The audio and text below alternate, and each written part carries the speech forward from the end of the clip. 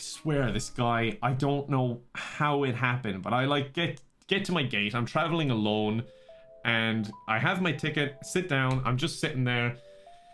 Two guys start talking to me. Just I'd been doing a survey, so they walked back, and I was like, oh, I'm not in your seat, am I? Because they had left their bags there, and they were like, no, and they started talking to me. One guy was Irish and one guy was Jamaican, and we were chatting away for a while, and then it became increasingly obvious that my stomach hurt on plane. My stomach hurt too.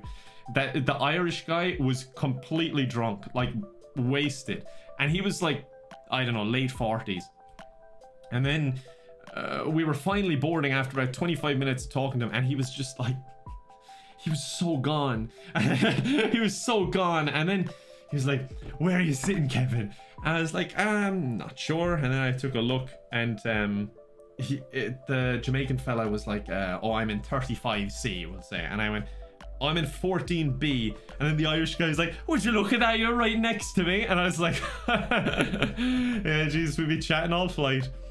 And then he was like, yeah, jeez, we'll get on there now. I was like, wait, no, you're actually next to me. He's like, yeah, I'm right next to you. I was like, oh my god, what are the odds of being right next to him? I thought he was joking, like, I didn't think he was being serious. And this wasn't in Ireland, by the way. This was, where was I? I was in London, Gatwick, flying to Norway. So like the chances of being next to another Irish person who was wasted, I was just like, oh my god.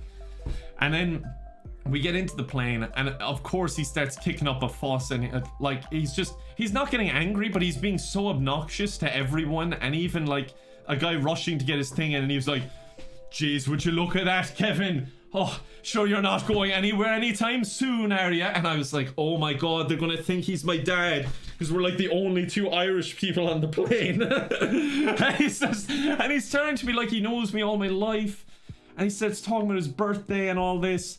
And like at takeoff, when you're supposed to be like, you know, gripping your seat and like ready for the impending fear, and he had told me about gifts he bought for his wife. And he was like, oh, I bought her 2 bottles of wine, so she'll be happy out. And then I just hear like a dunk. He just gets the bottle, and he's like, like hiding it from the stewardess. Oh my god. And then finally, after about 20 minutes of talking, he's like, oh, I'll bother the other person. So he turns over, and the person had a book and headphones on, and he starts going like, like into her face.